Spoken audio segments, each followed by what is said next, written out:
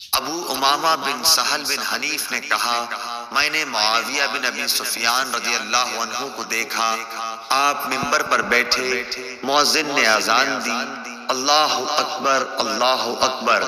معاویہ رضی اللہ عنہ نے جواب دیا، اللہ اکبر اللہ اکبر۔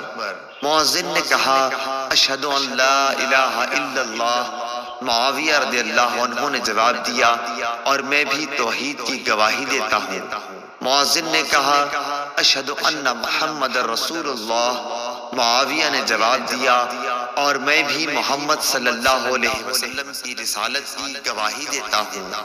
جب مؤذن اذان کہہ چکا تو آپ نے کہا، حاضرین، میں نے رسول اللہ صلی اللہ علیہ وسلم سے سنا، اسی جگہ یعنی ممبر پر آپ بیٹھے تھے، مؤذن نے اذان دی تو آپ یہی فرما رہے تھے جو تم نے مجھ کو کہتے سنا۔